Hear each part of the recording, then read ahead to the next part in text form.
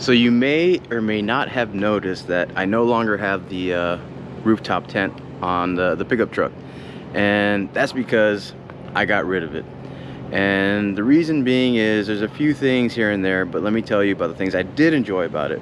So I did have the CVT Cascadia, I think it was called, and this one you've probably seen it before. It just kind of like flips over and it's all set and done.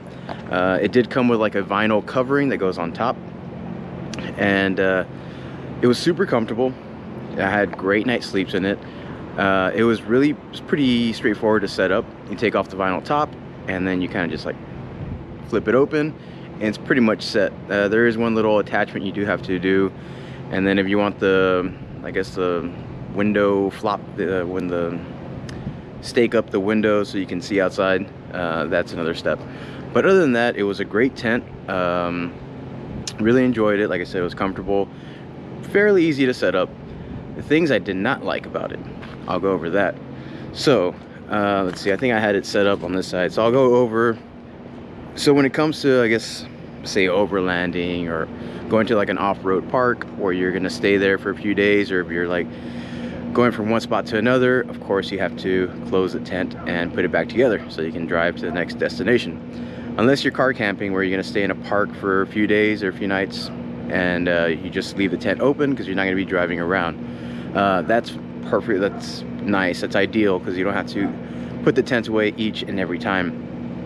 But when you're off-road at an off-road park, or you're overlanding, whatever, you know, going from one spot to another, you do have to put the tent away each time, each morning, before you leave. And setting up the tent was pretty quick. Putting it away is where it took a lot of time and effort. And after I saw one of my buddy's tents that he got, which I'll discuss about in a little bit, that's when I was like, all right, I'm done with this tent that I have. Specifically the tent that, you know, it has a vinyl top and it just kind of flops out.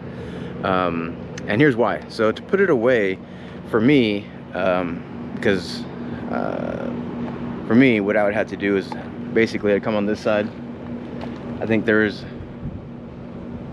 wait, how did it go? I don't have the tent right now, but what made it difficult is, so first you have to like lift the part that came over and sat on this side of the truck. You had to lift it up and flop it back over. It wasn't too hard. And after that, then you put the ladder back. You kind of collapse the ladder, put it back in place. Then I would have to come over here and basically step on the tire and climb up on the truck. And I would have to kind of, there were certain sections of it, I'd have to lift one section up and kind of fold all the material inwards, and then lift another section up and then fold the material inwards, and then lift another section up and fold the material inwards. And then I would have to come to this side and do the same thing, but I couldn't lift it up too much because then the material on the other side would come out.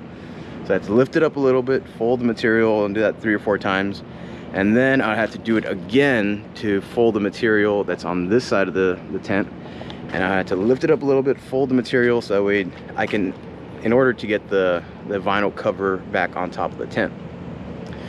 So that was, you know, a little time consuming. So once that's done, I'd go back over here, other side of the truck. And typically I would keep the vinyl cover underneath the truck somewhere, and I would get it kind of like one of those bait nets, and I would hold on to it, and then I would just kind of swing it and hopefully get it to where I wanted it. And I got pretty good at it over time. But then once you do that, you get like one corner over and then another corner over, slightly over, and you don't want to put it all the way down because then it made it difficult to get to the other side. Come back over here, put one corner on, another corner, and once you got all the corners on, then you can fully put it down, or like fully, you know, put the cover over the tent. Once that's done, then I go back over here and it had a zipper that went on 3 sides of the tent. On this side there was no zipper, so you get the zipper and I would push it halfway across as far as I could. Come back over here, get the zipper, pull it as much as I can on this side, and then when it was warmer, getting this corner was pretty easy. But during the winter, oh my god, it was really tough to get the zipper past the corner. Sometimes it would take a few minutes, to be honest, I felt like I was gonna rip it off. But do that, pull it over to this side, another corner I had to deal with, zip all the way as far as I could this way, get on the other side of the truck, fully zip it, and then there was these other straps. But long story short, it was just when I saw my buddy's tent and how easy it was for him, that's when I knew I was over this tent, and so I sold it. So the battery cut off on me and I'm not sure where I left off, but basically when I saw my buddy's new rooftop tent, I believe it was called Tuffy something, and so on his, the main difference is that there's no vinyl covering. The hard shell top is integrated with the tent and cover, so that kind of just like pops up a little bit, and then there's another a small piece that kind of flops out to the side just to extend the size of the footing of the rooftop tent. And also it does have air struts that help assist lift the hard shell top up, or yeah, lift it up.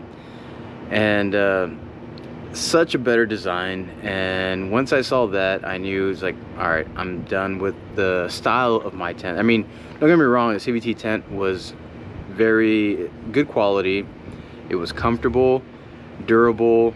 I had, other than just the amount of effort to put everything back together nicely was the issue. And on his, you know, since the hard shell top, it's kind of integrated, so there's no zipper and a lot less steps to put everything back together, which makes a huge difference when you're on a week-long trip or 5-day trip, whatever the case is, and you know, you're having to set up and disassemble the tent. You know, it just makes a huge difference on what I saw compared to what I had to do, especially since I was doing it by myself. Point of the matter is to, you know, recollapse and put the tent back together, or close the tent up and put the vinyl cover on, was just a lot of, you know, little tedious steps and a lot of effort, you know, each and every time.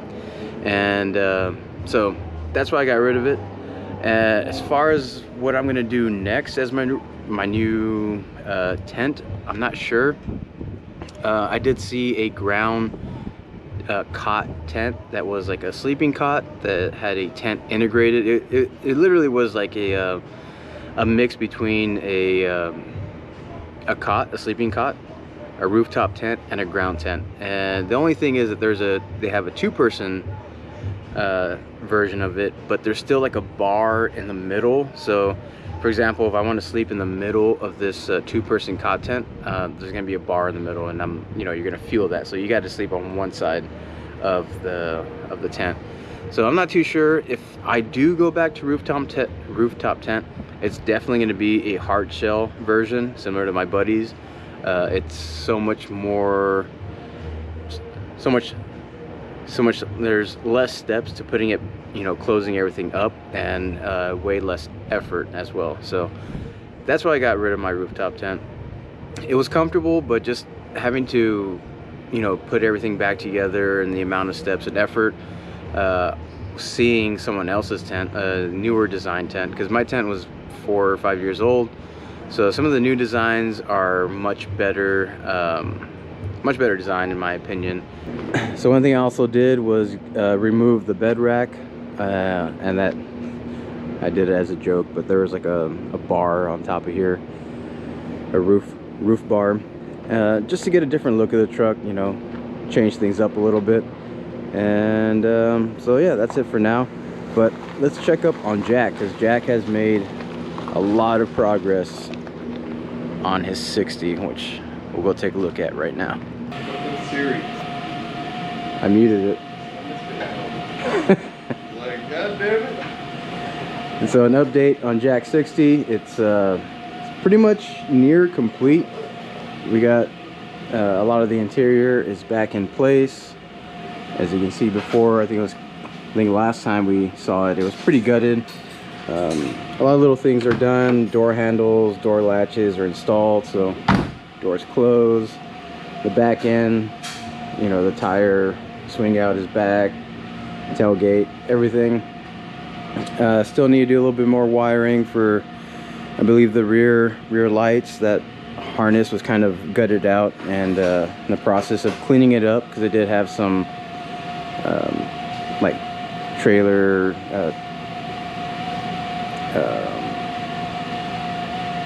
trailer wiring installed, or like, but kind of like ghetto. So clean that up, just to clean things up, and yeah, that's pretty much where we're at right now. Trying to figure out the horn situation, figure out the horn wire, because that's not working. Horn is working. We actually, it's pretty cool, we I guess retuned the horn, put a little PB blaster in there because it didn't really sound right, and then there's a screw in the back, and we adjusted that, and it's super loud, so we adjusted it to make it sound right. We gotta do one on the 80. The 80 has 2 horns. It's like half as loud. Yeah. So I think what with the 80, so the way this does it is, I believe the horn gives it ground, and in the 80 the horn switch gives it power. Yeah. Or maybe it gives ground to a relay. It's probably how it's supposed to work, but yeah, I don't know. Can't find the fucking wire for it. So yeah, that's the mess that's going on right now, trying to figure out, find that horn power wire or ground wire, and yeah, it's gonna be pretty much for it. Oh, don't gonna be about the sweet silicone on the hood. Yeah, he also did this, and it doesn't look that nice. I'm a craftsman. But it does help with when you close the hood. Sounds more solid, and then as well as whenever we're on the highway, the hood won't be bouncing up and down. Well, so yeah, it seems pretty solid. Wouldn't get too carried away. We'll find out. We still have to take it for a test drive, and we'll do that tomorrow on the way to Dillard's or Cars and Coffee. I don't know. We haven't decided. Macy's is too fancy for this. Dillard's, maybe even just Marshall's. I don't know, but that's pretty much gonna be it for now. And yeah, we'll check y'all later.